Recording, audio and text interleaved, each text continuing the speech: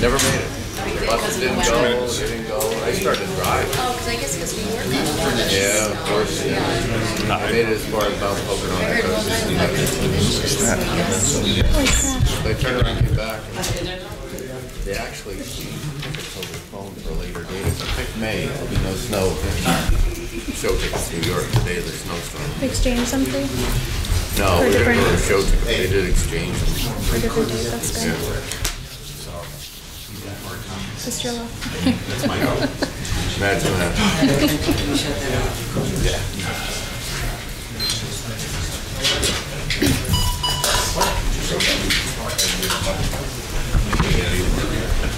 They're not going to use that. Oh, they're not.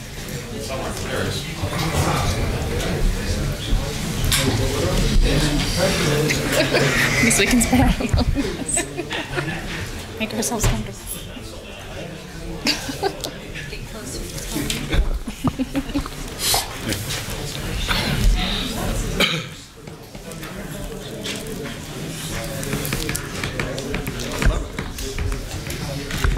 One minute. Mike. Holy Redeemer Coach Restaurant Resurfaced John. No, that's a real kind of one. That's kind of legislation.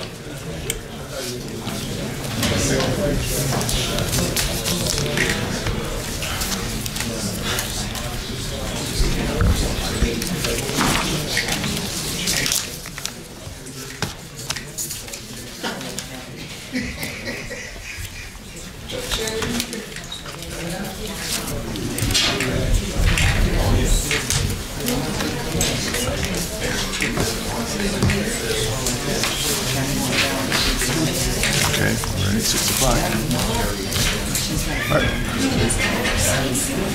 What'd you say? Pretty good. Okay. Good evening, everyone. Welcome to the March 22nd meeting of City Council. All rise. Pledge allegiance. Of the United States of America and to the republic for which it stands, one nation, under God, indivisible, with liberty and justice for all. Almighty and everlasting God, who presides over all things in heaven and earth, come and preside over these deliberations, so that those that make the decisions may be guided by your wisdom.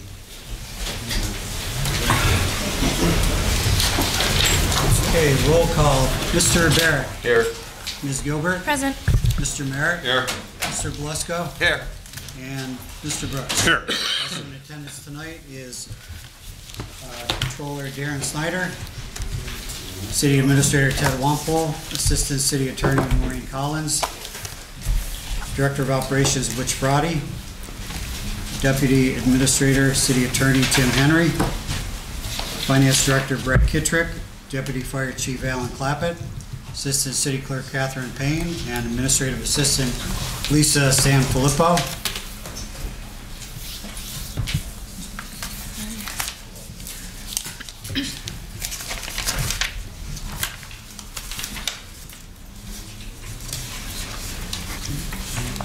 Good evening and welcome to all. Tonight's meeting is a regular session of City Council. Please turn off all cell phones. According to the First Amendment, this meeting is a limited or designated public meeting, as all regular sessions of City Council are. The chairperson is the presiding officer of the meeting. As a City Council meeting, specific rules or procedures of council are followed. The list below are examples of important council rules. They are not intended to be a complete list. Persons addressing the council shall limit their address to 5 minutes. All remarks should be addressed to the council as a body and not to any individual member thereof. No persons are allowed to address the council from beyond the rail, except the speaker at the dais who has the floor. Preservation of order. The chairperson shall preserve order and decorum, prevent attacks on personalities, or the impugning of members' motives. Points of order. The chairman shall determine all points of order. Persons authorized to be within the rail. No person except city officers or their representatives shall be permitted within the rail in front of the council during any meeting without the express permission of the council.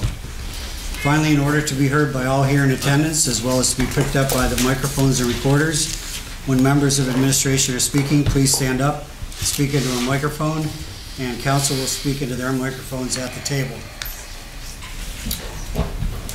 First, we have two announcements. Chairman Brooks, first of all. Sure.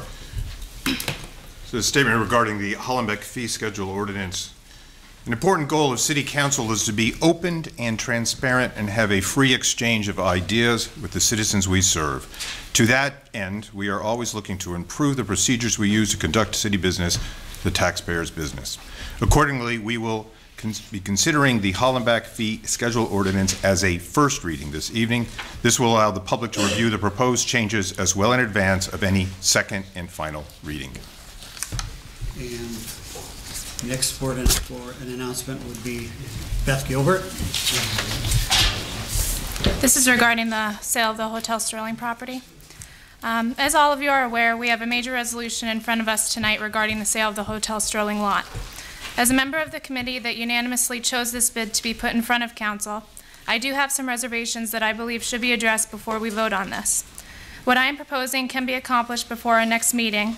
Therefore, I am proposing that we table this motion until our next council meeting to ensure that these provisions are met before moving forward. I would like to amend the resolution by requesting other renderings of the building that would be more in line with the current architecture and downtown surroundings, and propose that an informal design panel be established for the purpose of reviewing alternative design renderings, and to have approval of the final design selected and constructed. This panel could include city residents, government representatives, and professionals who live and work in the city. An alternative would be a more informal panel that is tasked with the goal of keeping all of the RFP's original objectives at the forefront. The city is no stranger to promises being made by developers and then falling through. Because of this, I think we should have the buyer and developers prove that the financing for the total cost of the project is in place, or at a very minimum, 20% cash before the property is sold. I'm excited about the development of this property. I'm excited about the plans for the lot, and I think it will be a huge asset to downtown Wilkes-Barre. With that being said, I don't want us to be the ones to screw this up by not taking the proper precautions in the sale of the lot and following through with the RFP. We've been staring at an empty mud pit for 5 years now, and I don't think taking an extra 2 weeks to put these provisions into place will harm anything. With that being said, I would like to table this until our next meeting and have these provisions be put into place. Thank you. Okay, before we get into council's formal business, there will be a presentation by PFM. Representatives of PFM, if you'd like to come forward, make your presentation. Okay, if I slip it, passes up. Jim, can I just ask one question? After PFN gets done talking, should the public address what they said, or does that be done on our time? On your time. After PFM gets done with their presentation, the next order of business is the announcement. Does anyone from the public wish to comment on pending legislation? If it's on pending legislation, you can speak. Okay. If not, you have to wait until public discussion. While they're here, trying to remember when we have the meeting, I want to be able to ask these people some questions while they're here. In public discussion, you could do that.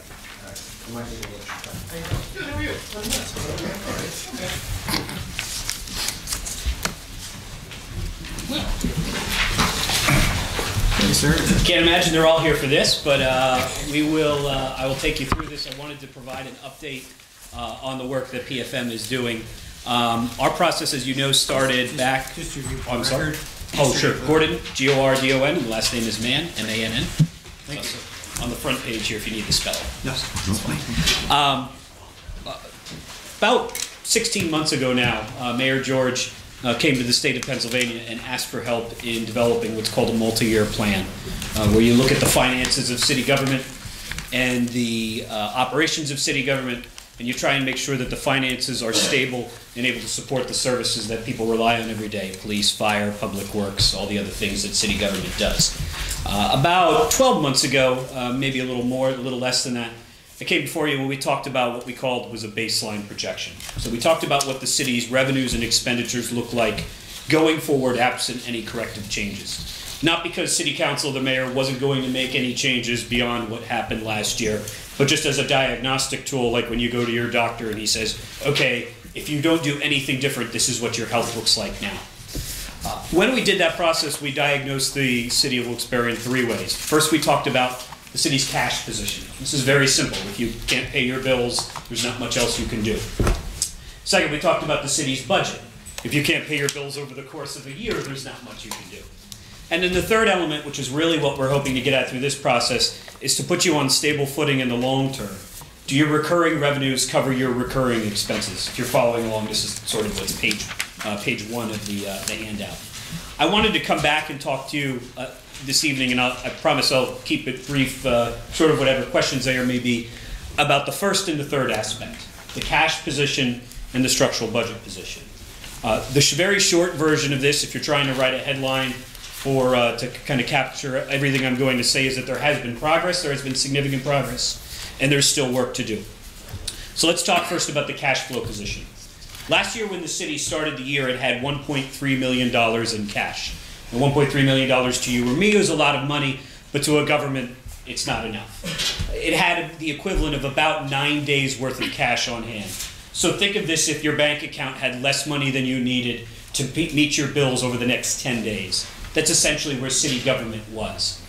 At the end of last year in 2017, the city finished the year with 18 days worth of cash. So about twice the amount it started the year with. That's the good news. The news where there's still work to do is the standard you're reaching for here is about 2 months in most situations, and probably a little more for Wilkes-Barre's sake. So you want to be at about 60 days. That's not just our opinion. It's when you go out and you borrow money or you do economic development plans, they want to know, well, can you pay your bills when they come due? And one of the ways they measure that is by looking at how much cash you actually have in the bank. So last year you started with 1.3. It peaks during the summer because of when your tax revenues arrive, and then basically you live off that money as it comes down. You pay your pensions, you pay your debt, and you pay your cash flow borrowing at the end of the year. So again, progress. The city has finished last year with about twice as much cash as it had at the start of the year. And you'll remember back when we talked about the debt refinancing, meeting your cash flow needs was a major reason that the city went through with that. Still work to do. 18 is significantly far short of the 60-day standard. But it's progress, and that's worth reporting.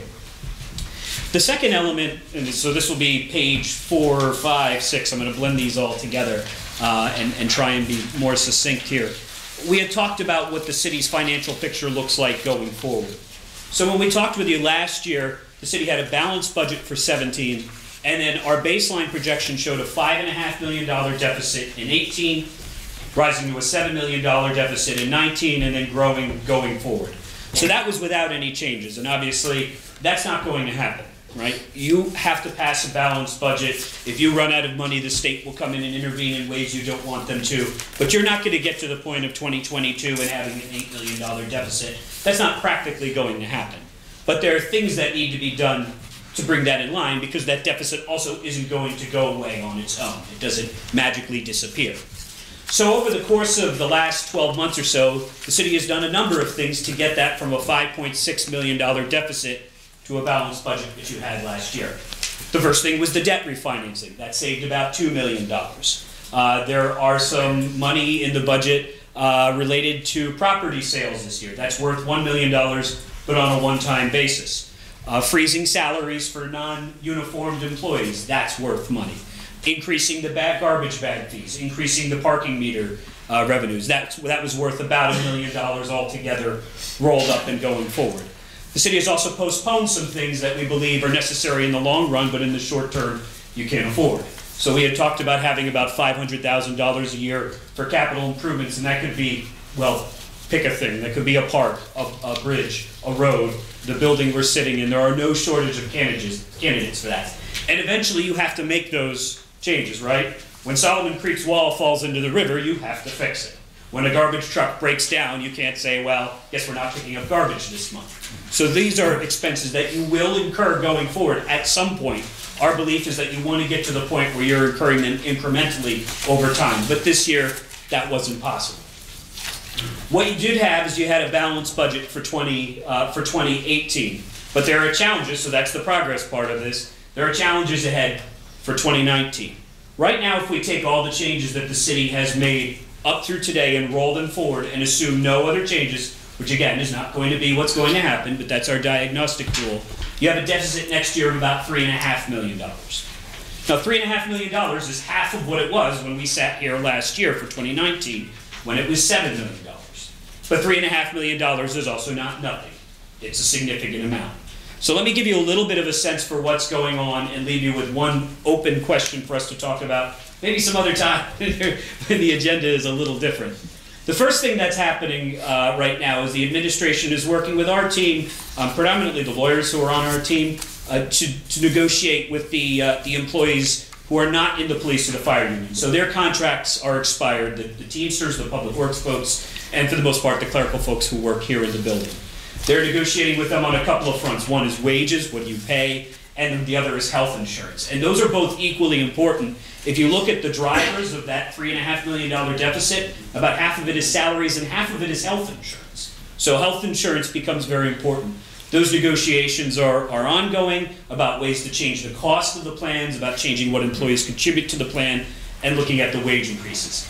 We believe a reasonable estimate for that is about $800,000. That's about the best you're going to do, and let's just talk about 2019 next year. So if you get all of that, whatever that is, $800,000 out of $3.5 million. The other significant effort that's going forward is the city is thinking about selling its sanitary sewer lines. As you folks know, for the folks who are in the room, there are lines underneath the streets here in the city where the sewage flows either from residents' houses or from the suburban municipalities and goes to the treatment plant. Wilkes-Barre does not run a treatment plant, it just owns the lines that are under the city and take place somewhere else.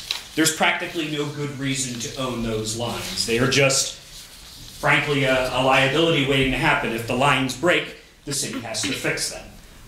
There is a fee that's charged, it's assigned with that, but it's not terribly efficient to pay one fee to the person who treats your waste and the other to the place who carries it down the road. So the city right now is looking at potentially selling that line, which would generate money, because the lines have value to people who own other lines of the sewer plant in the system. How much money and when will those proceeds be available? We don't know, but we're using kind of a rough estimate of, let's say it's somewhere between $25 and $30 million. So if you take that money and you pay down your substantial debt burden or your pension liabilities, you could cut another chunk out of that $3.5 million deficit that's there. So let's say, round numbers, we take out $1.5 million of the debt that way, and we take out $1 million of the debt through the workforce stuff that I referenced. The open question will be, well, how do you get at the remaining $1 million? So what we should come back and talk about at a later date is what are the options for doing that, including on the revenue side. So I can tell you financially what's possible, and I can give you a sense of predicting what it's worth. What I can't tell you is what's the right decision, because that's not a mathematical decision.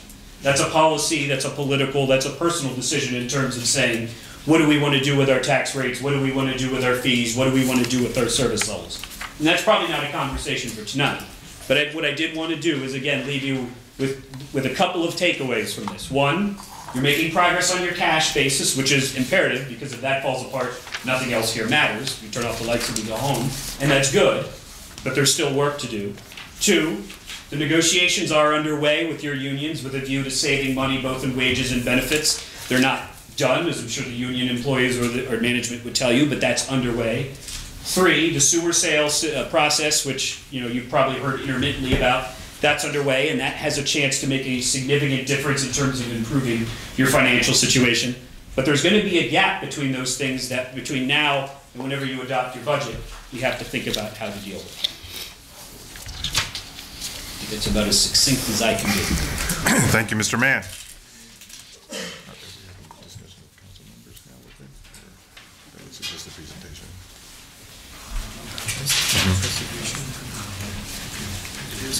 Sure. Council, any questions? Mike, any questions? Fine. Good. All right. Thank you, Mr. Mann. Appreciate you coming here. Sure. No, I'll hang out as long as you want. Okay. Stay over there. All right. Okay, does anyone from the public wish to comment on legislation pending before council tonight?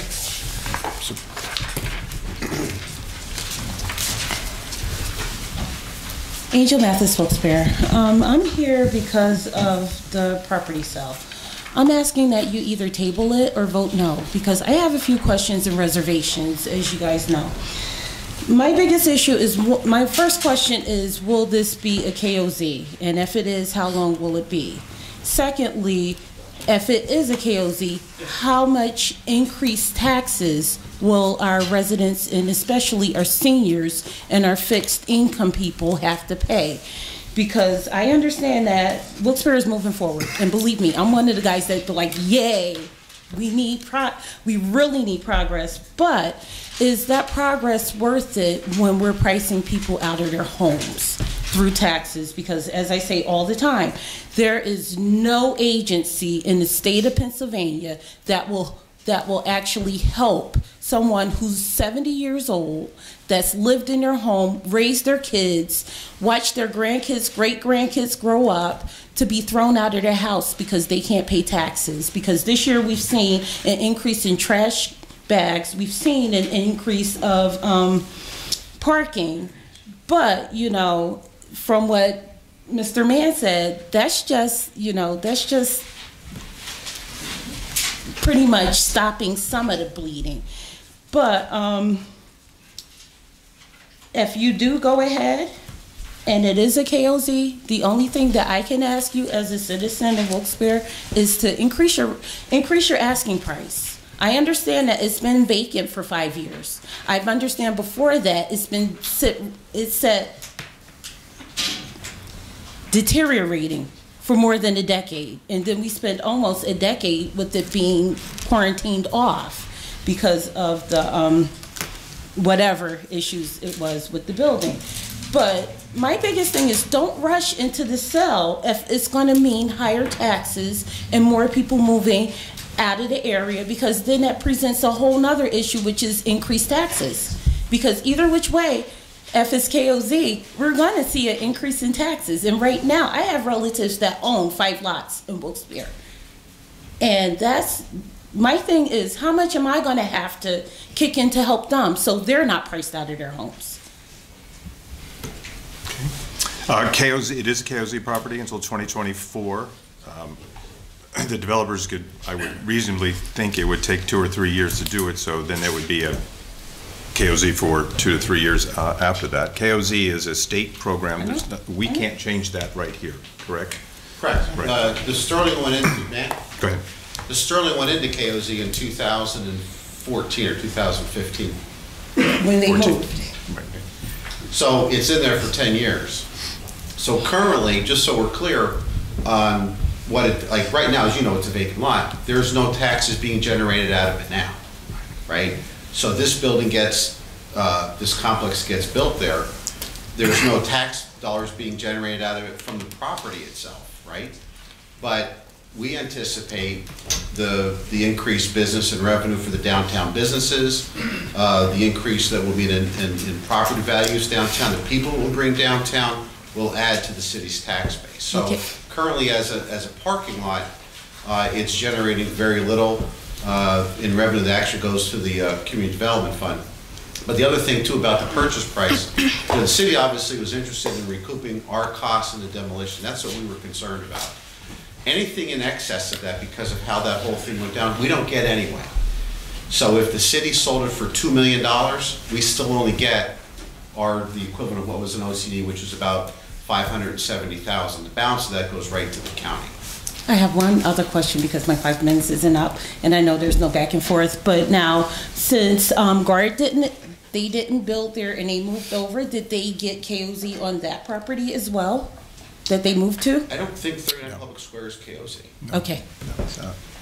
Okay. Thank you. Thank you. Anyone else on pending legislation? There would be Hotel Sterling, SPCA, anything that's listed on the resolutions in the agenda. Mr. Troy? And I'll get you done.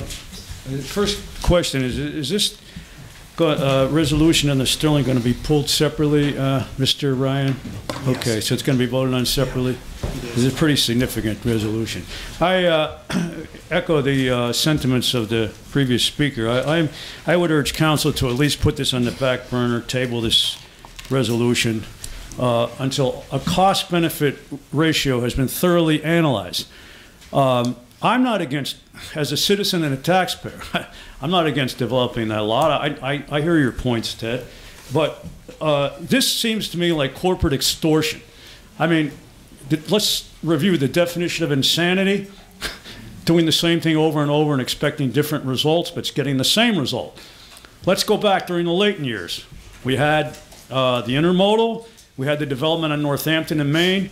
We had the development on that was right before Mayor George and his administration came into power on the other side of Northampton and Maine, which is now in the third year and still not developed. I know there's some wrinkles in the procedure there of getting the historical structures negotiated. But what does the city have to show for that now? It's still a vacant lot. Okay, they received $500,000. But what's to prevent the same thing from happening here, Ted? There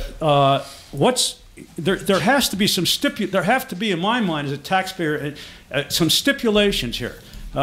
How about job creation?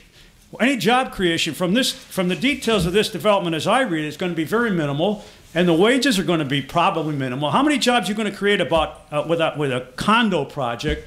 Condos selling for $600,000 a piece. It seems to me like this is a project that's going to make the rich richer and the poor poorer.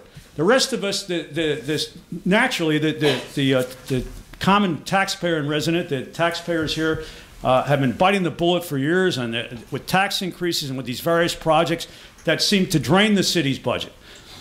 And what do we have to show for it? So, I mean, if you're going to go ahead with this thing, I would at least be more open to it, amenable to it, if the purchase price were somewhat consistent with the last parcel over here at Northampton and Maine.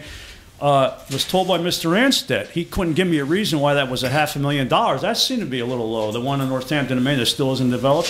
I'm not talking about the movie theater project. That's separate. This is a $600,000 for a 2-acre site. And to me, in my mind, I'm not a real estate expert. Maybe you could explain this, but it seems to be it's a prime, it's a more of a prime parcel than the one on Northampton and Maine.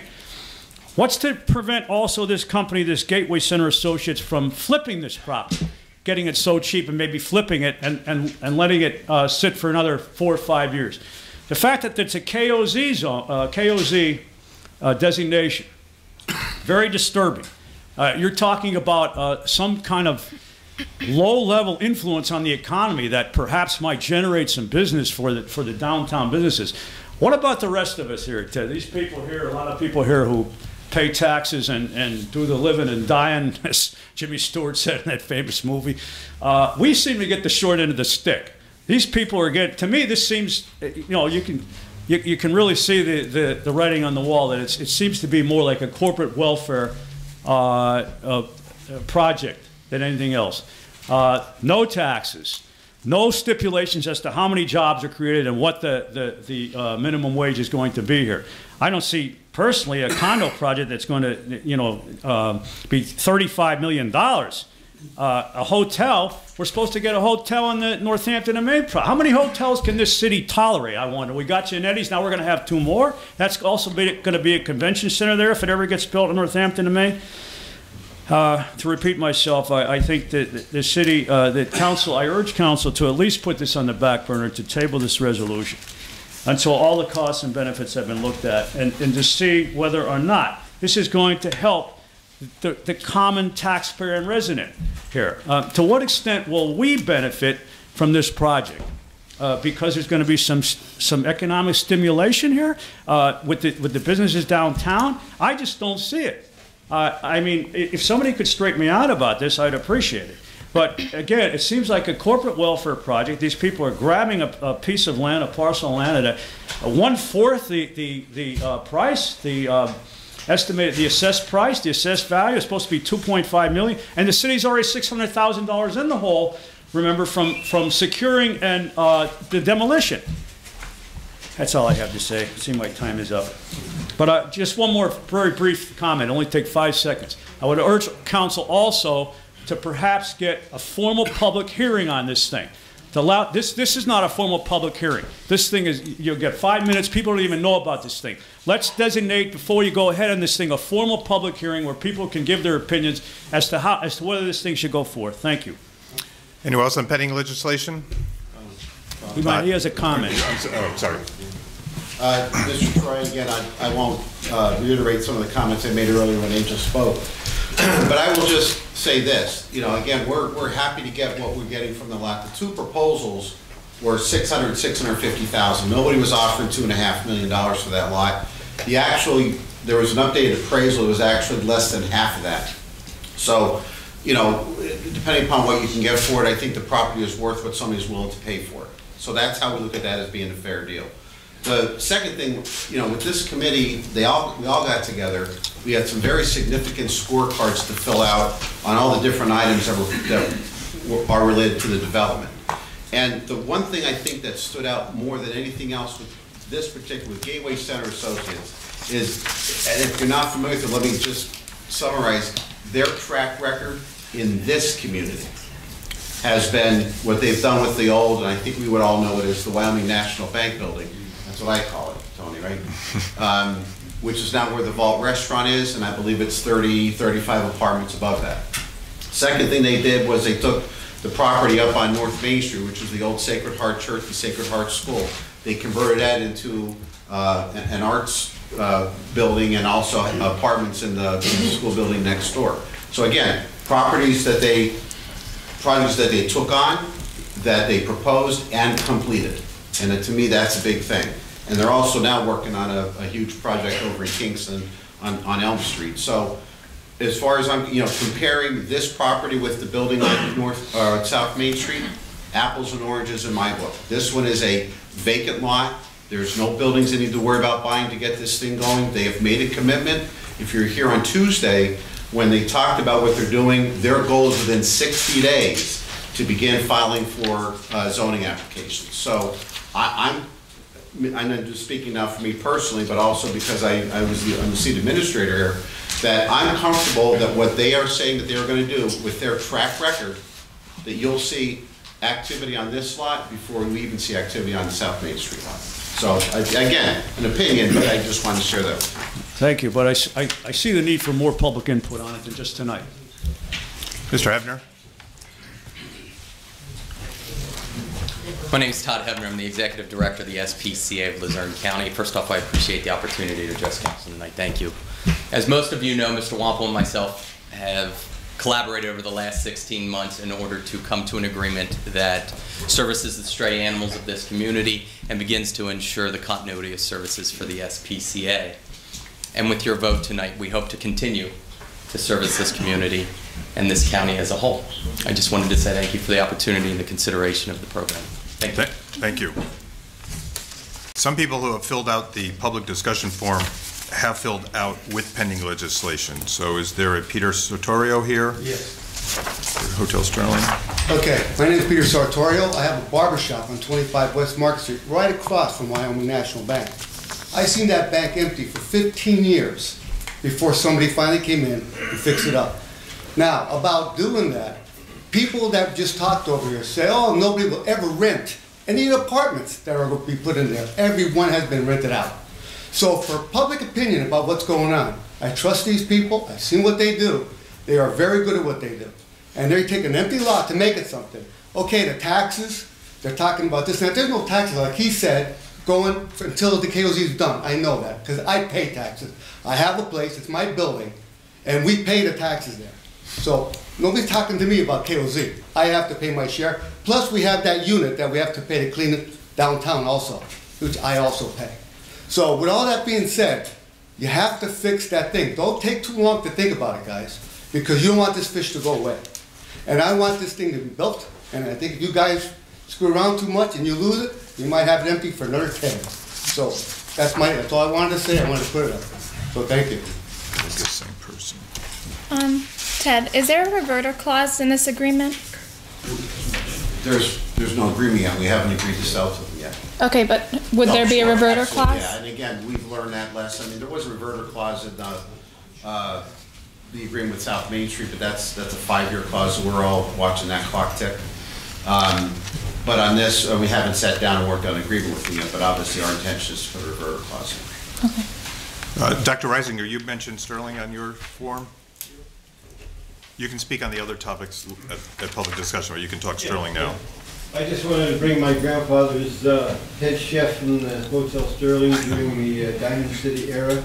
And so our family is very happy that George Albert is the architect on this project, because we have a lot of faith in George Albert. He's been a great architect that's worked on many riverfront projects in the community.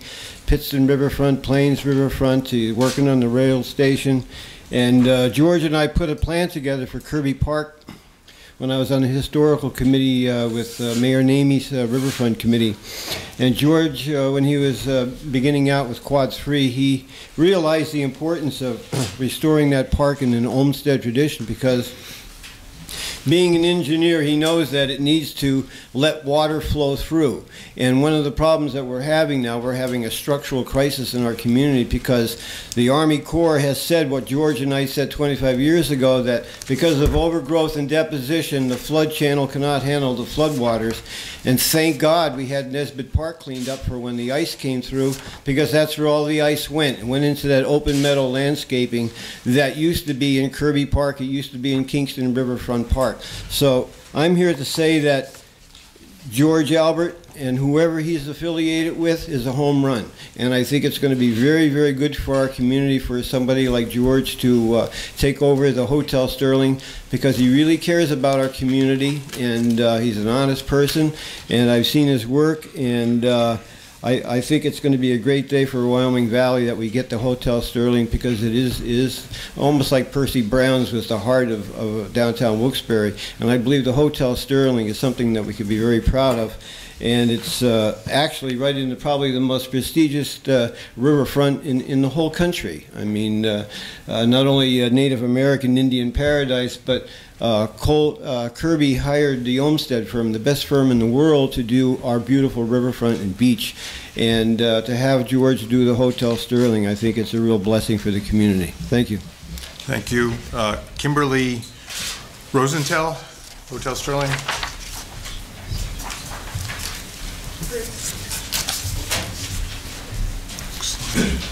Hi, I'm Kim Rosenthal. I am with Miller Rosenthal Associates, architecture firm on South Main. We were formerly Murray Miller Architecture. I recently became partner in the last few months, so we have that. But I came to support this project. I've worked here in the city for over 20 years. I drive over the bridge every day, and it's so disheartening to see a mud pit as you come over the bridge. We need something beautiful in that spot. We need something that will be a staple in the community. And what they're proposing to do will bring some jobs to the area, but it'll also bring young professionals and possibly, maybe future offices will want to settle here, which will cause more growth, and it'll feed into all of our restaurants and the theaters and things like that. So I'm really hopeful that this goes through, because it really could be a great thing for our community as a whole. And I have to say, I witness also what they've done with their present structures. They've done a great job with the vault. It's beautiful property. And I really believe that they will also take that same level of tastefulness and incorporate it into this structure as well. I'm sure that was just conceptual that they showed you, and I'm sure it will be tweaked, because as an architect, we never, the first rendering very rarely ever gets built that exact way. And I'm sure that they will tweak it and add all of the historic elements that you need to see that will fit into the structural surroundings of the community. And that's all I have. Thank you. Thank you. Anyone else on Hotel Sterling or other pending legislation? Bob Kalabowski on Hotel Sterling. I think Beth brings out some good points, and maybe just waiting another 2 weeks. But the thing that really irritates me, I just talked to Steve Baruch, I'm sure this is a good project. Where is the mayor? Why is Tony George not here for this? This is a major, major development. Where is he? I want to ask him a few questions. Where is he? I am so tired of Ted answering all the questions, like, you know, and I respect Ted, nice guy. Where is Tony George? Why is he not here? I could have been standing here with a flamethrower after Tom Layton. He would have sat there. Bob, stick to Hotel Sterling. You can come back and say this. Stay on Hotel Sterling topic. Well, I or am. Other. I'm trying to say. Stay on topic. I'm trying to say that at least Tom Layton was here no matter what. Where is Tony George on this? Why is he not here so we could ask him some questions? Tony George is not on the resolution. Stick to Hotel Sterling or another subject on the resolution. All right. I'm trying to say that it sounds like it's a good project, but I think there's Gus Giannetti, if he's here to support it, it has to be a good project. If Steve Baruch is here to support it, it's got a good project. But I think Beth brings up some good points. What's the rush? And I just think, and I know I'm going to probably get thrown out, I think it's totally disrespectful that the mayor's not here. I mean, I know how much time you spend on projects, and you're out pounding the streets. Why isn't that man here? I think it's very disrespectful that he's not here on one of the biggest developments of downtown that has big repercussions, whether if it goes or if it doesn't go. And I think it's very disrespectful to the council and all the business people that are here that he's not here. And I think, Beth, I think you bring some good points up, and I think council should maybe, because really, these people really want this project. They're not if you hold this up for 2 weeks, they're not going to go away, because I don't think anybody's going to buy it within 2 weeks and undermine it. So I think waiting 2 weeks, and maybe we can get the mayor to come to the next meeting to ask him a few questions. Okay? Thank you, Mr. Kalabowski. Anyone else on pending legislation? Yes.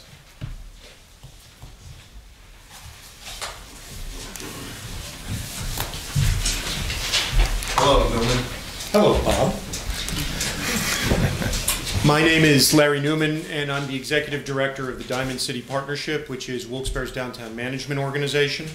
On behalf of DCP, I want to express our excitement, first, regarding the fact that we finally reached this point with the Hotel Sterling site, and secondly, and more specifically, about the potential of Gateway Center Associates' proposal for redevelopment of that site. I think we all know that downtown Wilkes-Barre has seen tremendous progress during the past 10 years.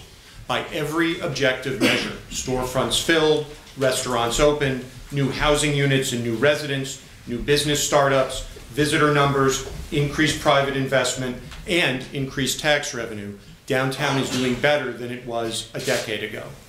However, we also know that there's still an awful lot of work to do. And there's no better illustration of that fact than the corner of West Market and North River Streets. The Gateway proposal would bring an enormous commitment of private investment to a critically important downtown site that for too long has generated nothing but frustration and heartache for this community. It's time to change that. Gateway's proposal, as shown during its presentation on Tuesday night, made it clear that they're focused on the creation of a high-quality mixed-use project that reflects the development goals that were originally outlined in the city's request for proposals. It represents a tremendous opportunity to repair and rebuild the western entrance to downtown, putting this key riverfront site back to work, both as an economic generator and as a point of pride for our entire city. I suspect that Sam Sila understands better than most that the stakes are high, because Sam is already a major stakeholder on the second block of West Market Street. He's been walking the walk in downtown, as well as in the North End, and we're very pleased that he and his partners have chosen to double down on the potential that they see in our center city. The plans that we saw on Tuesday are undeniably still conceptual, and the specifics are certainly going to change. But I believe that even at this early stage, we're already seeing a thoughtful approach to the site's planning and development. So as Gateway's design and program continue to evolve, I fully expect that approach to continue, and I trust that the development team is going to maintain an ongoing dialogue with the city and with downtown's other stakeholders to ensure the best possible outcome as the project moves ahead. So in closing, we look forward to working with Gateway Center Associates because we're confident that they share our goal of a finished product that's truly worthy of this iconic location, one that meets the public's appropriately high expectations, and one that will become a new landmark for downtown Wilkes-Barre for years to come. Thank you. Thank you, Mr. Newman. Anyone else on pending legislation? John Sikoski. Susan Gilbert. I think everybody's excited about something finally going up on the Sterling lot. However, this committee was formed a month ago. You couldn't have that many meetings. It wouldn't hurt to hold up another 2 weeks to go over this again. A lot of people are talking about this building. They don't want it. They didn't like it. It wouldn't hurt to go over this again, to make sure everything's in place. There's a lot of taxpayers out there in other neighborhoods that want to make sure that it's a deal that's going to work. I just can't understand why everything is pushed through here so quickly and why it has to be done tonight. Why you can't wait another 2 weeks. Why everything's rubber stamped fast. I don't get it. I don't understand why you will not listen to the public outside of the people you want to listen to and just do whatever you want. And when somebody brings it up, you just do whatever you want anyway. I don't understand it. And what another 2 weeks what is the big deal? But you should start listening to the people that are paying for everything instead of the people that are tax-free all the time. And it's not right to the public. That's all I have to say. Mr. Sikoski. John Tosky, Almond Lane. First, I need to, Jim Burden, before he got through at the last meeting, he wanted me to ask. He was concerned with the property being sold to Wilkes or Kings. Is there any, do we have any types of long-term commitments that they're going to not sell this property? I think his concern was, after 2024, when they start to pay taxes, if that property would be sold. So I just ask the gentleman, he could answer it if he like, if just for a long-term commitment that they're gonna hold on to that building. My concern, I don't have much of a problem, but my concern is, do they have the money, like Beth was highlighting? I just wanna make sure that they have the money and nothing's gonna fall through. I hear everybody, they've had other buildings in this area, they've done well, but I would like to make sure that, they have the funds and, they don't have to come in here gaming grants or something that they don't have the money. I'd really like to be sure that they have the money for this project. I don't think it's a bad idea for holding it up 2 weeks like Beth wanted, because maybe you guys could come out and just show everybody the scoring system. I think, Mike, at the other meeting, I think you had a little question about the scoring system. I don't think everybody's seen the whole presentation and everything. I don't know, you guys could maybe correct me if I'm wrong, but, maybe open that, everybody in the suits got to see all the information, but us regular people didn't. I think, we're owed that we should be able to see the information that everybody else got. That's all I have. Response at all, Sam? Yes. Sorry. I don't know if you were here or not on Tuesday. I was here. Okay. So the big part of you saw what they were proposing was in the video, which I think is impressive. They did talk about, and they brought all the principals here to talk about the different aspects of the hotel complex, and spent a lot of time. They answered questions that council had. So as far as was the proposal here? Was it here for the public to see? Sure, it was here on Tuesday. I know, but I'd just like to, I think everybody should see the same scoring system that everyone else seen. Sorry, one more thing. Yes, go ahead. But John, at the conclusion of this, you can, all the documents, including the proposals, they're all subject to right to know. So they're public documents, so you can actually ask for them. Go ahead. I'm sorry. Is there any support at all to table this until our next meeting? Until we have these provisions in place? If I may make a comment. Okay. Everybody talks about tabling, and I just want to make a comment about procedure. As always in a situation like this, council has two options. First, you can table it, but as I often recommend, always recommend, whenever people bring up tabling, the most simple, cleanest option is to just remove it from the agenda by unanimous consent if all members of council agree. by unanimous consent to remove it. The reason is that if you remove it from the agenda by tabling it, or if you remove it from the agenda, you can put it back on at a subsequent meeting with wording that's completely different if that ends up being the case. If you table it and anything changes in the wording, etc., you have to vote on the amendment or amendments and then vote to adopt it as amended. So the simplest, cleanest way is just to remove it from the agenda by unanimous consent if everybody agrees to that. If they don't agree to that, then the next option, the best option would be to table it and go to a vote to do so. Let me make a comment on that, if I may. Now, we have to keep in mind what's before us here. What's before us is we are going to vote on authorizing the proper city officials to sign the necessary documents to sell this parcel of land for $600,000. That's it. That's all that's on the table right now. That's all we're looking at right now. We're not talking about the design. We're not talking about anything else similar to that or what's going to happen 25 years from now or any other. We understand the agreement will include a revert clause. That's all great. But right now, one paragraph is what's in front of us here right now. That's the decision to be made by this body. I don't agree with adding to this because what has happened prior to us being here tonight has already occurred.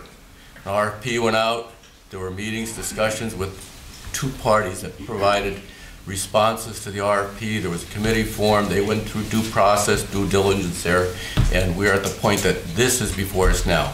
That's it, nothing more, nothing less. I don't see this particular part changing in 2 weeks or a month. We just have to keep in mind what our role is in this. We understand the long-term consequences of the vote and what we hope will happen after that.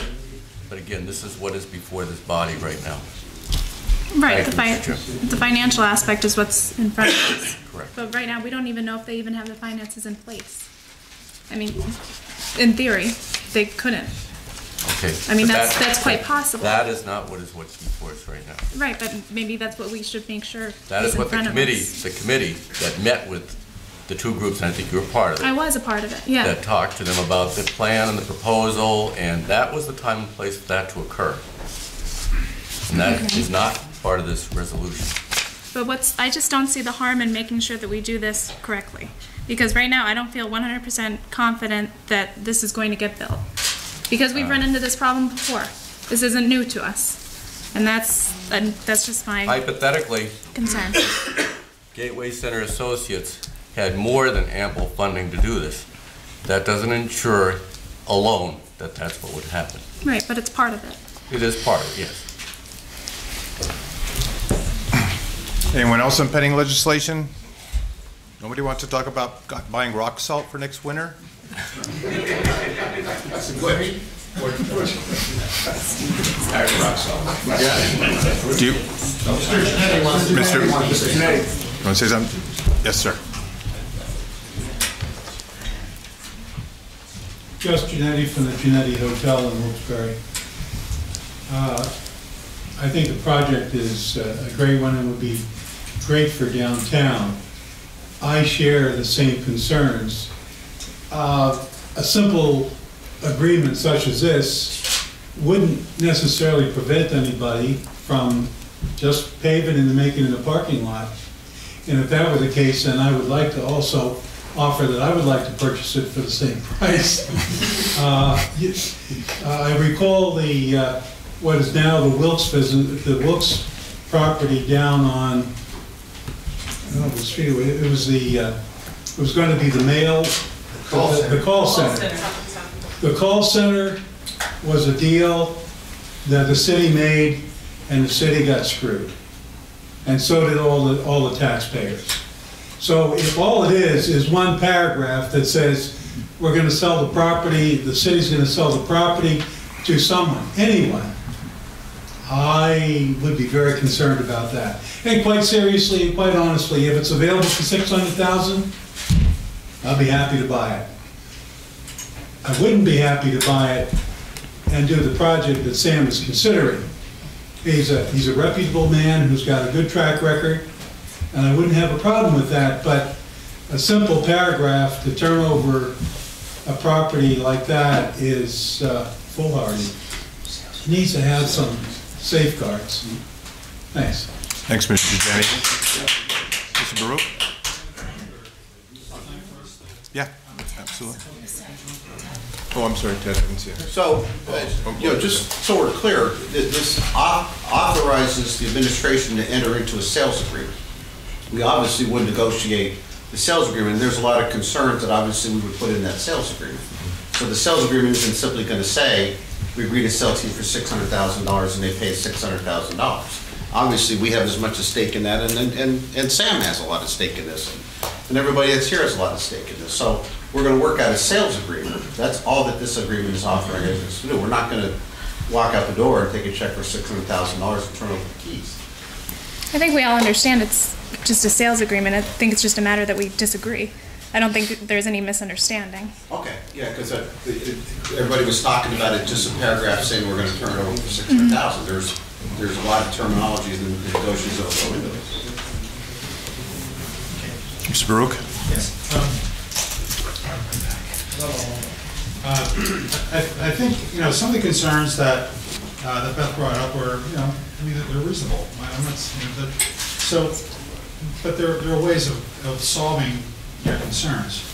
And I believe that, I was going to touch on just what Ted mentioned, is that we have a sales agreement to draft. And in that sales agreement are going to be certain conditions that need to be met in order, for us to close. Part of it will be showing financing, that we have enough financing to close. We can present that information tomorrow for you if we have to. You'll be talking about the financing of the project. Well, before you get the financing for the project, we need to know exactly what those costs are going to be. We're going to have to get certain, fine-tune our estimates, fine-tune the architectural design of the building, so we fully understand what we're dealing with. And as a matter of fact, just before coming over here for this meeting, I was meeting with a potential investor for the big project in terms of providing a large amount of funds. So I'm hoping we leave this meeting in a positive way because they're going to be following the newspapers tomorrow. But in any event, I don't want to divert from that. But there's certain concerns that were brought up by different people, and I think in fairness to the audience, I think some things ought to be we respond to. In terms of the KOZ, for example, there's, as the chairman had mentioned, by the time this building is completed, there'll only be about, maybe 4 years left on the KOZ out of what normally is a 10-year period. Mr. Sila had just mentioned to me before coming up that, since the property hasn't been generating any tax revenues whatsoever for a very long period of time, that he'll make a payment in lieu of taxes in the amount, just $10,000 a year. I mean, we know that's not the full amount in terms of the buildup ultimately, but it's a gesture of showing that his goodwill to the city with respect to any parking revenue that may be affected. But with the KOZ, that program has been remarkably successful. Ask the people of Hanover Township, ask the people of Pittston Township, where their KOZs and their LERDAs and different types of programs are expiring, and they're now at the receiving end of millions of tax dollars that they weren't getting before. So as an inducement, and as a KOZ on that site, we're not going to come in and ask for any grants from the city, to build the buildings. It's going to be privately funded. We're not asking for a subsidy on this. So, and we are prepared. To discuss various aspects of the project, with the committee. I know you had suggested we set up some type of committee, and we're not looking to hide from the public.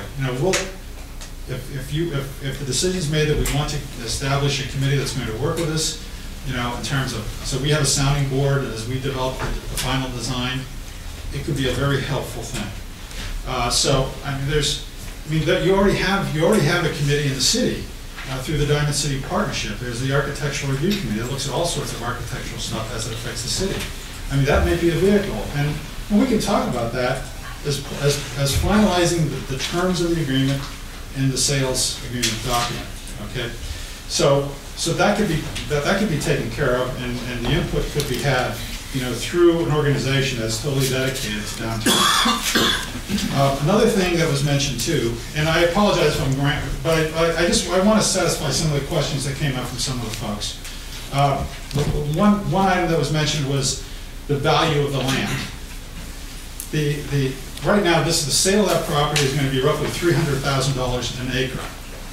Right now, those are the kind of values that you're seeing up by the arena at exit 168. You will not find property that's of that value level in the city. I'm in the commercial real estate business. The $300,000 an acre for that site is an adequate price for that property. Maybe even more than what it's worth, but it's close and it's fair. I'm just trying to think if there's. Regard to Mr. Burden, who is a former Myers Mohawk alumni like myself, I'd like to respond to his comment. He's a fine man. No, we're not. There's no intention to build this and sell this to a college. The reason the Ramada was sold to King's College is because they didn't. The Ramada Hotel was not run as well as it could have been run. It was over 50 years old. It was not competitive. I mean, Mr. Genetti could probably tell you a number of reasons why that particular hotel went out of business and decided to sell. It's not our intention at all to build and sell this building or to flip the property after buying it. The people that are representing here by the group intend to own the property and to manage it and to make sure it's a responsible project for this community. So, Mr. Brooke, 5 minutes, but you can switch to Mr. Albert if you like for 5 minutes. Thank you for I don't want to gavel you. Mr. Albert. I'll just add a quick note. Steve's comments were well said. Tonight, in front of council, to the best of my belief, is a resolution to move forward to engage in agreement of sale with this developer. The terms of that agreement of sale are not defined. And Beth made some very good comments, and so did the folks from the public.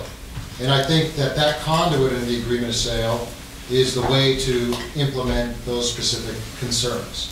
And also address the past history and experiences that the city had with other projects, maybe that weren't as successful as they wanted them to be. Some specifics in the agreement of sale could dictate timelines to follow, and put those in the proper agreement and in the proper form. They can all be negotiated. And you have a developer here who's vested in the community already and has expressed an open willingness to work with the city and the community and do this project. So, with that said, I think that council at tonight's meeting just has a simple vote regarding the agreement to move forward with this particular developer.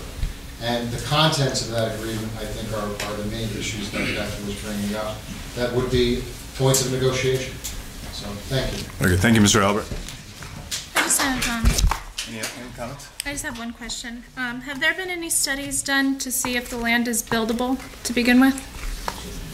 Well, I would say I'm not the engineer. Maybe George ought to answer that question, but I can answer, but I'll let him do it because he has the Sure. Yeah.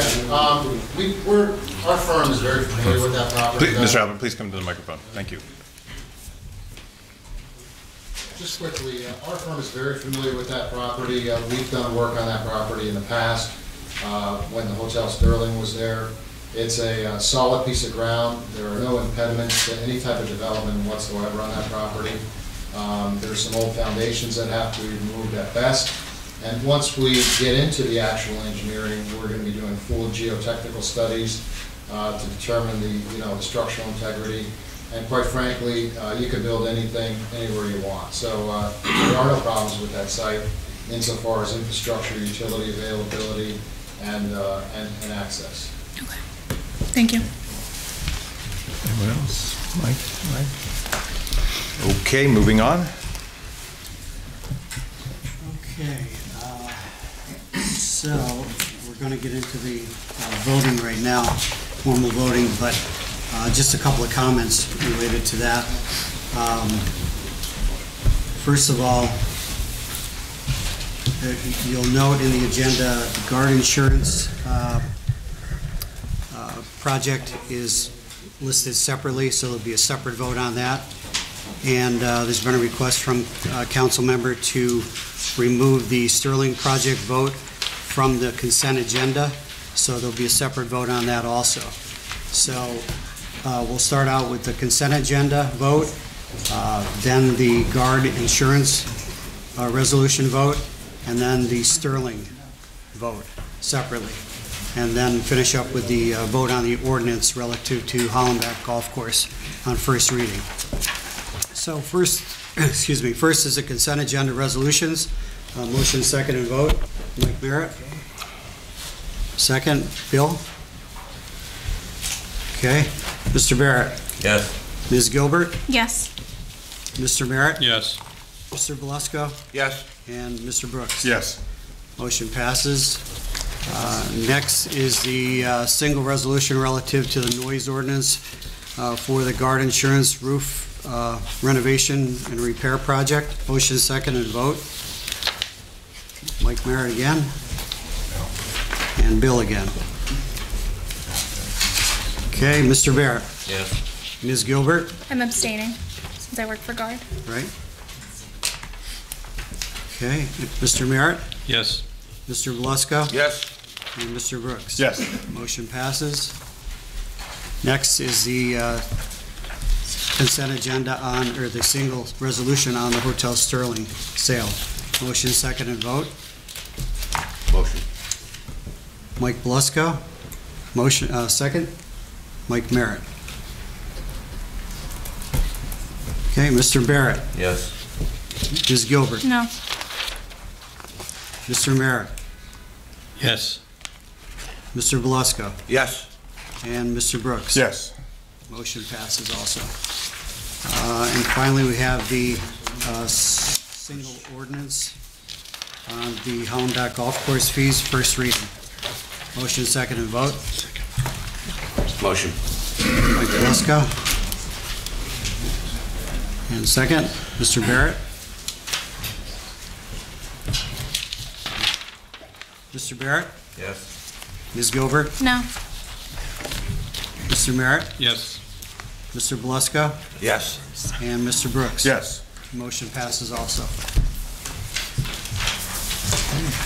That's it for the formal business at hand. Yep. Presentations by council. Mr. Barrett. Nothing further. Thank you. Ms. Gilbert. Do we have any update on East Northampton Street, the paving situation? What, maybe you can, I know I've been hammering you about it, but it's... Actually, we do. The situation is, all of the drainage underneath the street, Right. which is going to take quite a lot of money actually to repair. So we're going to work with PennDOT to see if they can help us financially. In the meantime, we're going to make some temporary repairs so it's more passable. We'll do that as soon as the asphalt plant's open, so it's a more longer-term temporary repair, if I can say it that way. And do we know whose responsibility that is, the drainage That's a good question. Is that... What we're finding is that the way the water drains down to the catch basins aren't installed properly. They've been there forever. Right. They've got to be changed. The dynamics in the hydraulic flow of the water has to be changed. We've got to design it. We think it's the state's responsibility. Okay. And we're going to talk to the state rep about that, see if we can get some kind of cooperative agreement there. Right. Probably won't happen in 18. That's why we want to make this more of a better temporary. Okay. All right, thanks much. That's all. Mr. Merritt. Nothing new this evening, Mr. Brooks. Mr. Belusco. Nothing today, Tony. I'd just like to make a comment. I think Beth does bring up, as Councilwoman Gilbert brings up great points about architectural design, and hopefully you and I can work together in creating a formal architectural review design that's part of zoning, and including also historic preservation in that as well. I think there are great models out there. Many cities across America value their historic assets and put it into their zoning laws. Also value the way a building looks for the city, and making sure there's all kinds of architectural styles over time. And I want to commend you for bringing that to our attention, and hopefully you and I can work together and we can do that. That's the end of my presentation. Public discussion. Mike Palermo.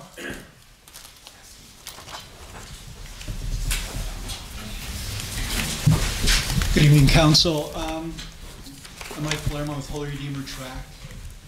I apologize, I don't know anyone in this room other than John Early. He's a great guy. I left track practice early, and we practice at Kirby Park. The track is in deplorable condition. I'm here to beg and plead for some maintenance. There's tire tracks in the track. We need the track raked. I coached the jumpers. I lost my 3 best jumpers this year. They didn't want to come out for track because they didn't want to get injured.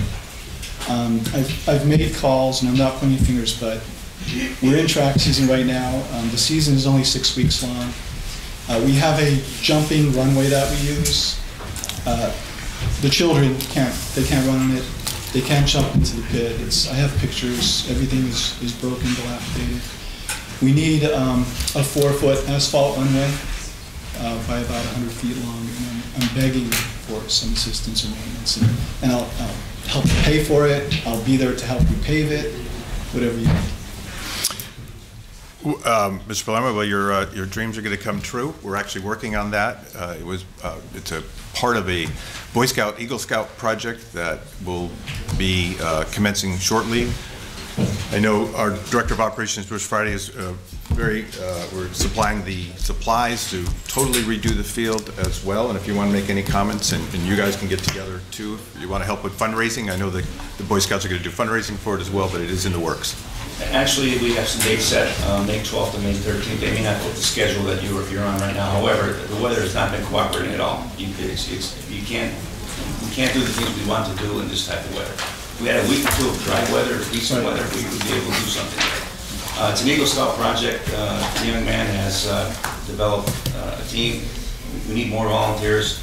We're going to provide as much support as we can from our end here at the City of Wilkes-Barre.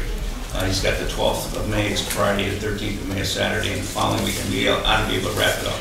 So our season will be over by then. I understand. Is there any way we can at least pave the jump area? Well, there's no asphalt plants open. Nothing's open? Yeah. I'm being told after each of the plants will open. I can certainly look at it. Sure. Off the top of my head, I can't imagine where that is right now. I'm sure it's there. We can measure it up and see what it would cost, and absolutely we'll look at doing it.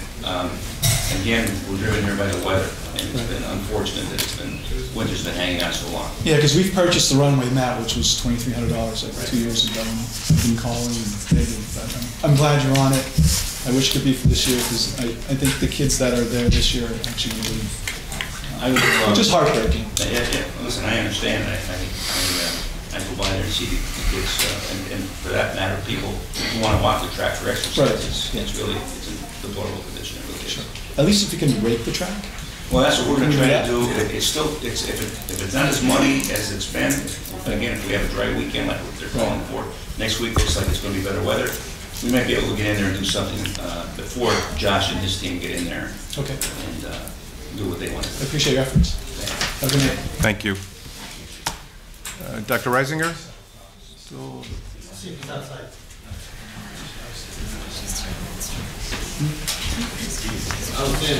Okay.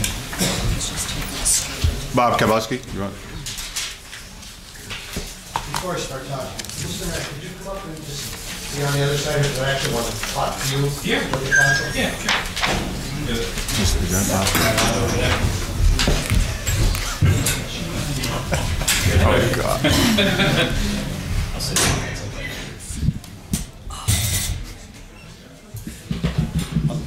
You're in the hot seat now, Mr. Man. Bob Kalabaski. The reason I asked Mr. Brooks a while ago if we could sit down and have a meeting with you and with some citizens. See, when PFM came in here years ago, all they have done was take money from us taxpayers. We paid your company $250,000, I think in 2005 or 6, to get everything right. And we're still a wreck. We're still a wreck. And all this company did was come in here and raise every dime that they could get out of us taxpayers.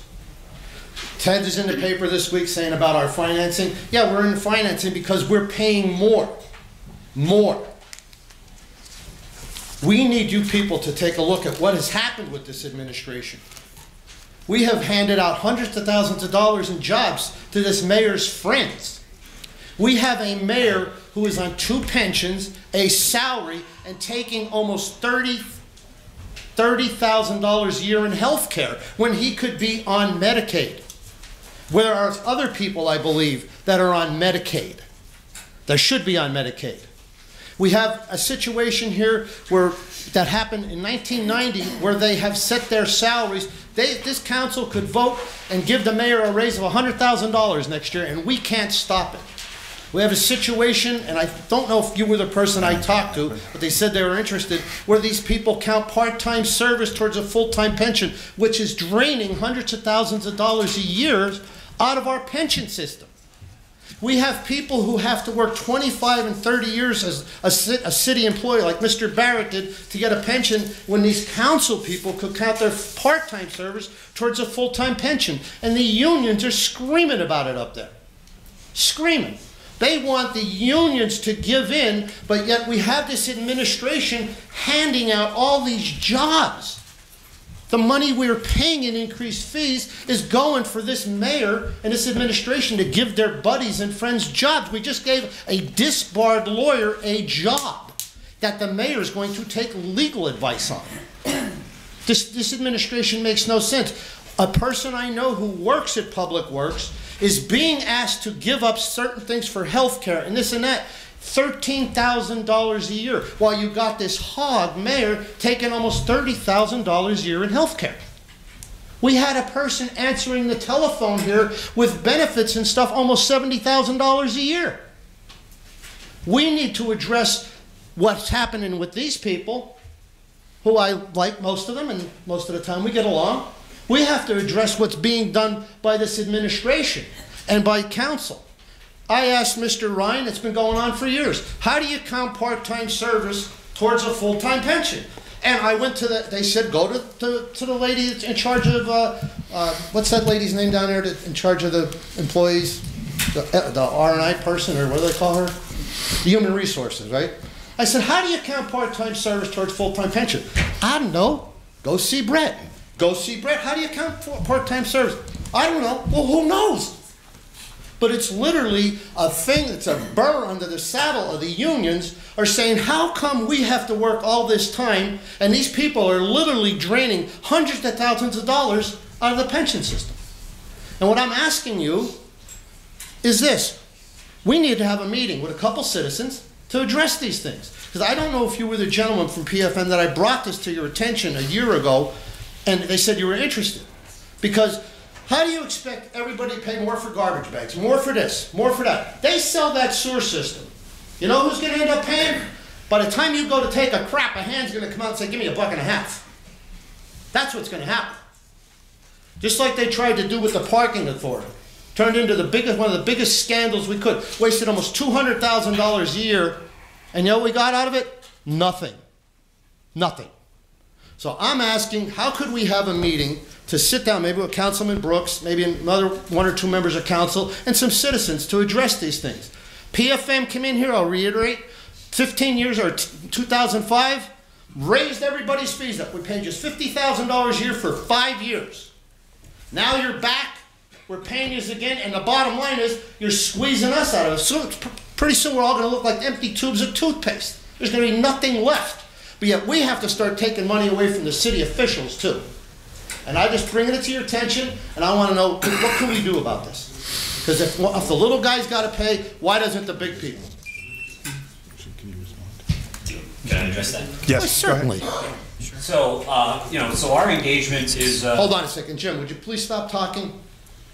We're discussing business, Bob. Okay, well, then, that before. Just wait till when he's done, then we'll talk. We are allowed to do that. Okay, when you're finished, then I'm not going to be... This is a meeting of City Council, not Bob Kodlowski. Well, I'm a taxpayer. Look, when you're finished, we'll talk. So am I, Bob. Go on, Mr. Mann. So, under the terms of our engagement, if the mayor or council wants to set up a meeting with residents to talk about individual ideas, I'm fine with that. Some of what you talked about in terms of collective bargaining or pension things, those are things that largely have to be changed through negotiations, through the administration with whatever unions. The part-time pension thing, I would think that would be something that could be changed by council itself without negotiations, unless you have part-timers that are in negotiations. But just to be clear, our role here in this process is to bring ideas to the table and to help monitor the finances, also largely not paid by you, but paid by the state. Now, you're a state taxpayer as well, but most of our work here is grant funded, and was in 2005 as well. But nevertheless, if you wanted to do that and talk about some of those ideas, that's fine. I'm okay with that. I'm not sure how much more I can say. You know, other than our role is to bring ideas and again to manage the finances. Ultimately, this is not a receivership. This is not oversight. PFM doesn't do anything here. It's up to the city council and to the mayor to take actions or not on the things we recommend. But you see, do you understand my point? This has been going on for years. If they So, want, Bob, that's it. We'll have a meeting, I promise you. All right, but I can, let me- hold on, let me- you get 5 minutes and he gets I a know, Steve response, Brew talked over. responds back. Steve, I know, but no, this is my only chance to talk to the guy. What's another You can minute? certainly talk to him on the side if you want. Angel Giroux? Tony, you're not being nice. The best meetings we had when you give a little extra time. It's not nice. You can talk to him Just right there. remember something, Tony. Remember me telling you this. We're gonna sit down. You don't change this. We're gonna do a petition drive. You'll be working for $4,000 a year the next time around. And you think I'm joking? Try it! Because I'm getting sick of it. Mr. Giroux? Another minute or two is gonna hurt. Angel Giroux, President and founder of Southside Spanish Swimming Surfing Hall. This is old business, but I've been sick, and I want to thank everyone for your kind words. When the meters were dealt with, everyone was talking about the parquet. Does anyone know that when the police officers go inside the parking parquet that their radios don't work? And I think that's something that has to be addressed. I discussed that with Ted. I brought this up to the chief long ago, this problem. And once again, we have the parquet, we're asking people to park there, but yet it's not safety enough. Our police officers go in there, the radios go off. Also, when our fire department goes in there, their radios go off. So I would like that addressed immediately, especially when you see the problems our police officers are having, the challenge they're having. That should be addressed immediately. I'm not sure you're aware of it. I can look at blank faces. Yeah.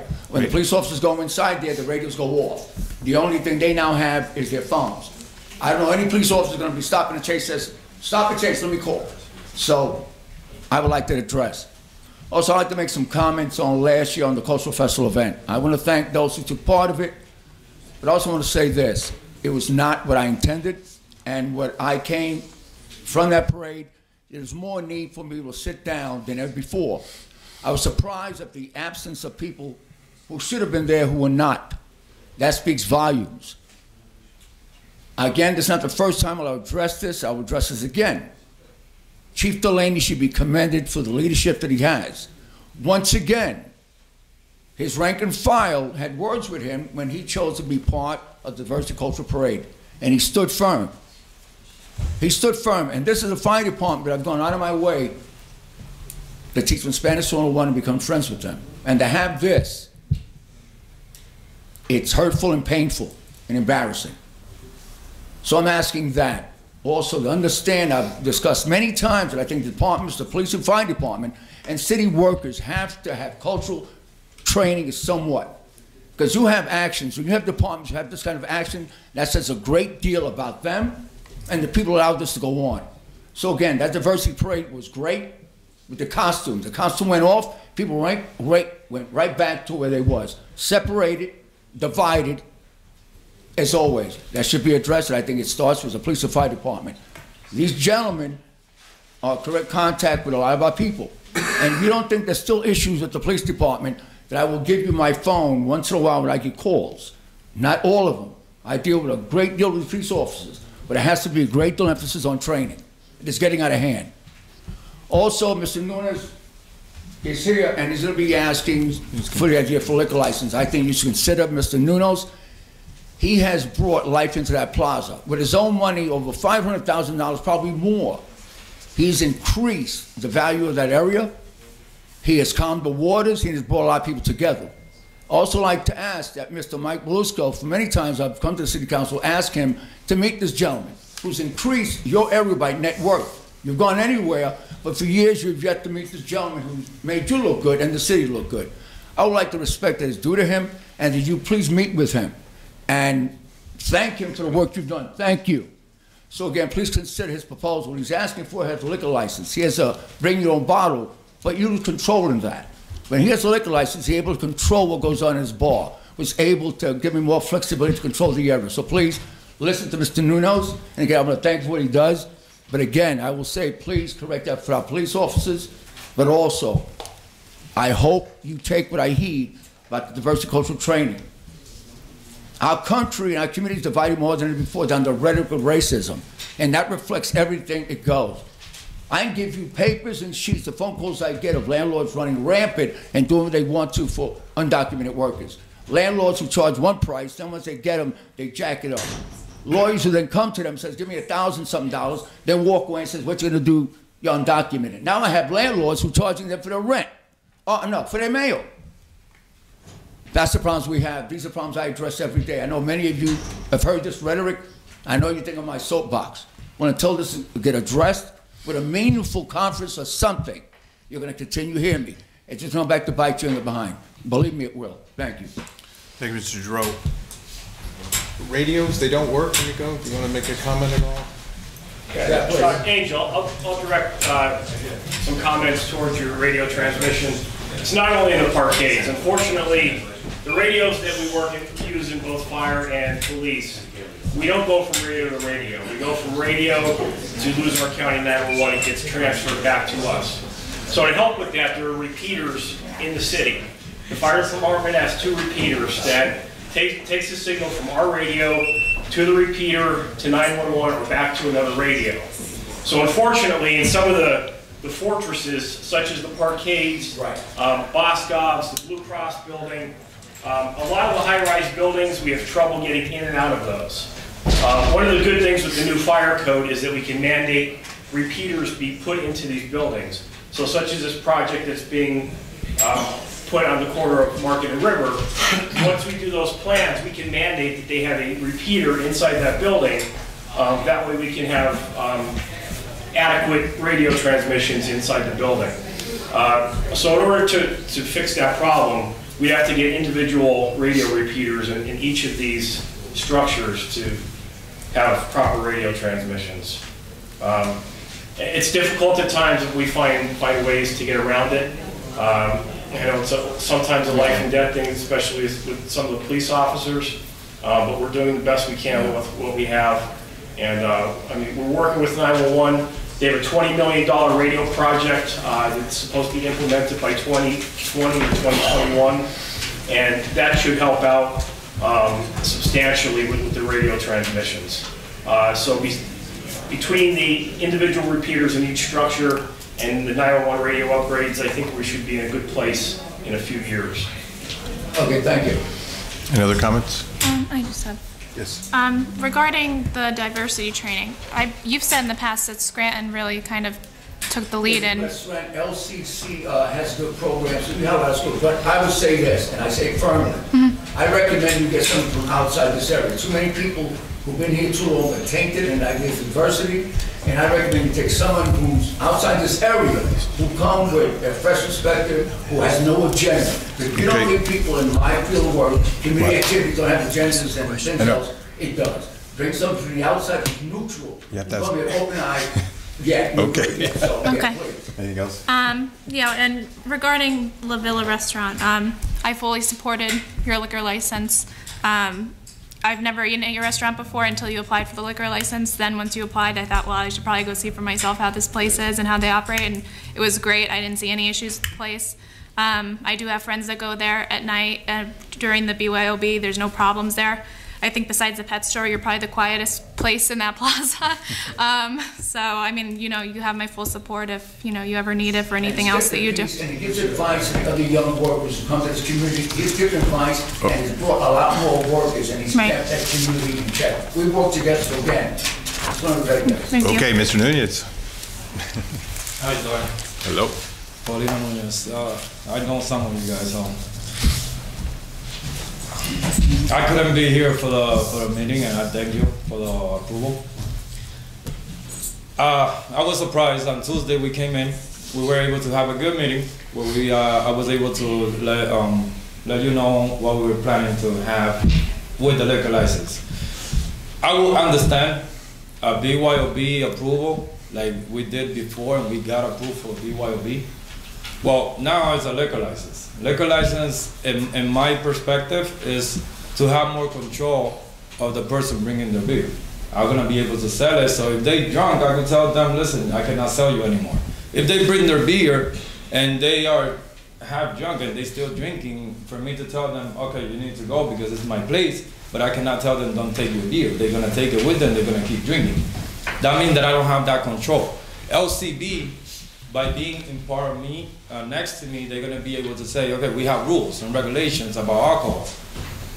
Me having the BYOB is okay, I have it in place, I got approved for that, we're working on it. Us trying to get the license in the place, we have 1 approval, we have 4 denials. My question to you guys is, how come it was denied? Because the reason that I'm hearing outside is because of the bad management of other business that had. I've been here 10 years, 11, 12 years in this city. I have D&M Furniture. Whoever doesn't know D&M Furniture, that's my store too. I've been dealing with business for over 12 years in this town.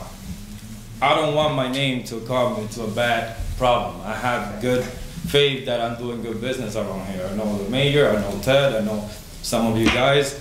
I've been doing the restaurant for 2 years and 8 months, and I haven't had no problem. Not even the cops have been there.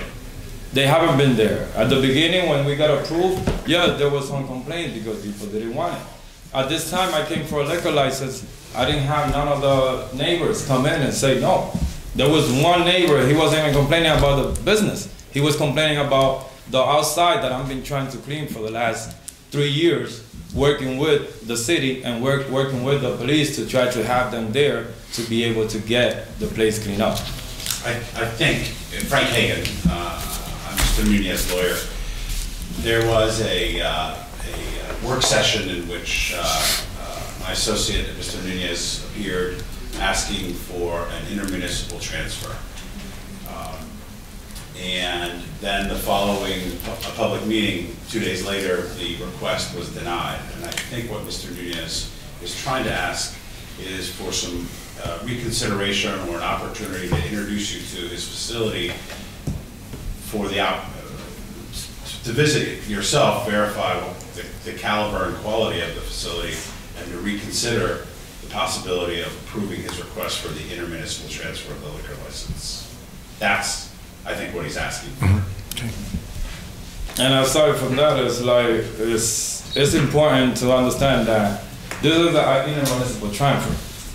If we're going against an intermunicipal transfer, but if I go ahead and buy a Wilkes-Barre license, I wouldn't be sitting here.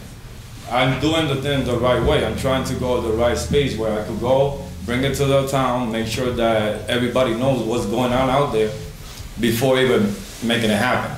I'm here, I'm trying to get this business running, trying to have more revenue. That's all I'm looking for, having more revenue for the business so I could keep it going. It's different business when you have a BYOB to be able to sell alcohol for 2 reasons. You'll be able to get more profit, yes, but at the same time I have more control. Insurance-wise, if I go back to insurance, I've been looking for insurance for the BYOB. There's very minimum insurance company that covers BYOB. There's a ton of them that covers liquor licensing. So it's just, let's look at it that way. If a problem happened now, if a problem that is not happening right now, when I have the license, I have more liability to lose. So why I want to have problems later? So that's how I'm looking at it. I'm looking at it as more controlling for the alcohol, plus liability and insurance towards myself, protect myself on that end. So I really would appreciate if I get a reconsideration on the notice, if it's approved or denied. But I really would like you to take a look at the paperwork again and see what can we do with that. Thank you. I will come for lunch. I'll pay my own. Any other comments? Mr. Skoski?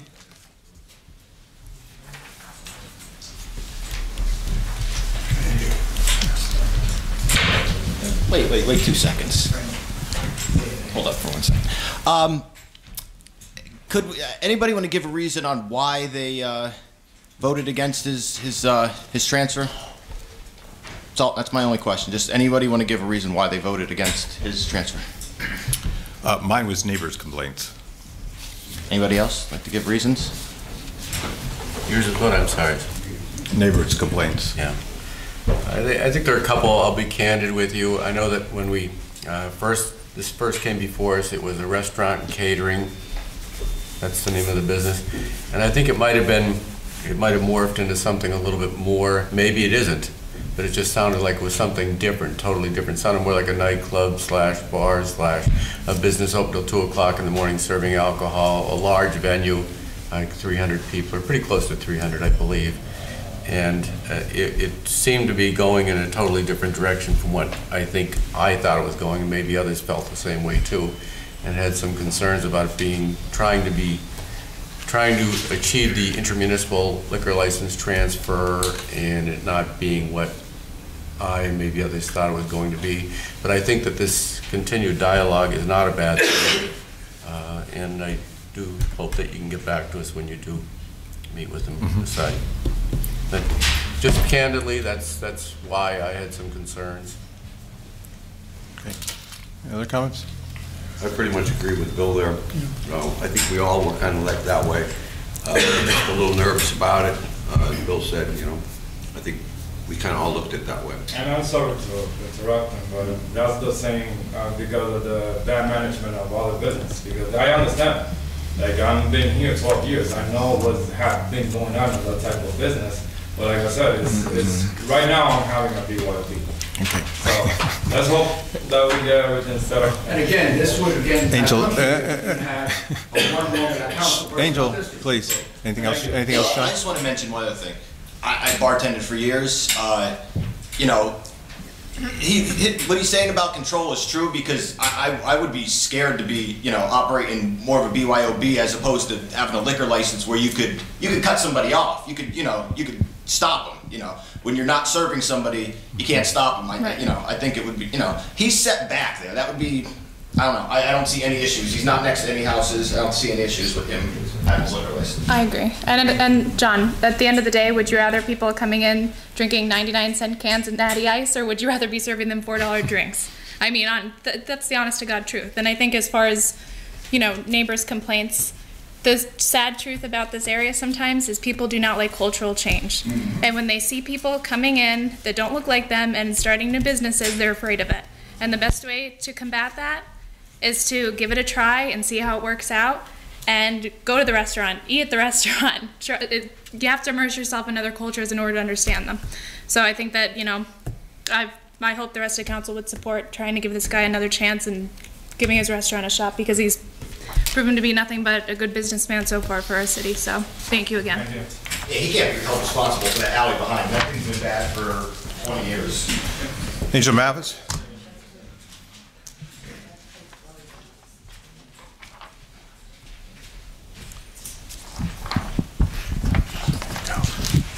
Angel Mathis, Ted, thank you for the information, because that was one of the concerns that I did hear at the center for those who do own homes in Wilkes-Barre is why is it just $600,000? Now I can gladly go back and explain to them, so thank you. The one issue that I have is every time I come over here, because I am a downtown resident and I live downtown and I walk Washington Street, there's a hole, and I know I already brought it up before, there's a hole in the sidewalk where it looked like it may have been there for electrical or whatever wiring. It's an open hole that every so often people go over and they kick the board over, but the board has broken into 3 different pieces. I'm just afraid someone's gonna fall and hurt themselves and then sue the city. The second thing that I have is we have meters in traffic lanes. We have meters in traffic lanes where it's like oncoming traffic, where people stop short and park when you think they're going straight. And this happened to us the other day, specifically on Union Street in front of the Career Link. where when you're coming from Pennsylvania Avenue, it's 2 lanes of traffic. When you go through the light at North Washington, there's 2 lanes of traffic, but yet there's a whole roll of meters. Parking meters. And it's not just there, it's other places around the city, just as you go on North Main, before you get to Union Street, from Acme Locks to the corner, there are a few meters that's in from the tattoo shop to not exactly to the corner, but close to the corner. There are parking meters in the traffic lane. And my biggest fear is someone is gonna get killed. Someone is absolutely gonna get killed in a car accident because someone's gonna pull over to park, and then the other person is not gonna realize that they're parking and they're gonna run into them. Done? Good? You want to make any comments? Yeah, I believe, I know what you're talking about. I think what would help there, and I know we've really got to do a little better job at this, is our line painting, our striping, our traffic control. It lacks from year to year because of the winters we have. We don't spend, we don't use the quality plastic line markings because they're very expensive. We paint. So sometimes we try to get a year out of the paint, sometimes we try to get 2, other times we try to get 3. It's a budget issue. But what you're referring to is an area where if you stopped at the traffic light heading west, let's say on Union Street at Washington, there should be a lane defining around the parking meters, which there is not. No, there's 2 lanes of traffic that's defined. There's no line to define the parking. No, because it's 2 straight lanes. Well, my point is there should be a line to define the parking, and the lane should transfer over at the light, so you can go down Union Street with 1 lane. We have it in a number of locations in the city of Wilkes-Barre. It's lacking there. Better weather, as soon as we start a line painting program, that will be one of the first areas we address, along with the intersection upgrades. What about the one on Union? Because it is a clearly defined lane. Well, I just said the one on Union. If you're coming up no, Union from not Union, on North Main, because it veers. That's another location, right by the cleaner. The no, dry cleaner. No, before that. South of Union. The south of Union. Wait, yeah, the south of Union, because as you go down, you have the Old Times Leader Building, Blue Cross Blue Shield, and then you have the old Polish Club. Okay. It's like from the tattoo shop that's on the end to a few spaces before Acme Locks, where the lines are clearly defined, because one is a turning lane and one is a straight lane. Okay. You have parking meters that takes up a good 2 to 3 car lengths in that lane of traffic.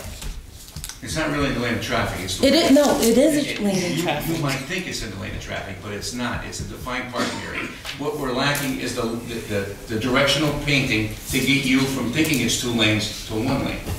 I will bring you a picture. It's the turning lane and the straight lane. I go past there every day. We'll certainly check it out. We'll make sure it's right. That's it. Okay, thank you. Any other comments? Yes. I don't want to go back where we were before because we've already voted on this. And I just wanted to be clear. I know that there are a lot of issues that you brought up and other people have brought up here too. And I know I unintentionally minimized what we were actually voting on, what we did vote on earlier as being 1 paragraph. Well, that is true. However, it's obviously much more than that. And the paragraph mentions any and all necessary documents, and now is the time that we need to have those concerns put into the sales agreement. So I'm just encouraging maybe people that have been on the committee prior that we stay involved, totally involved in this whole process. And I'm sure that we'll see great rewards out of doing it. It's not every day that successful business people walk in here and want to privately invest over $30 million of money in a project that is long overdue. We're all excited about it, but I know that there are other concerns that we are justifiably concerned about. So I think that if we can just make sure that with the members of council and those concerns that are that have been raised are addressed in the sales agreement. And obviously there's a willingness to do that. I was very heartened about that. So again, I wasn't intending to minimize what we're voting on, certainly, but we are voting on authorizing the proper city officials to move forward with the sales agreement for sale of the parcel. Just wanted to make that clear. I didn't want to end the evening on a bad note or feel like I was minimizing. I certainly had no intention to do that. It's a whole lot more than, but we've made a monumental step here this evening. So, thank you. We appreciate your comments. Anyone else? Good. Thank you very much. Meeting adjourned.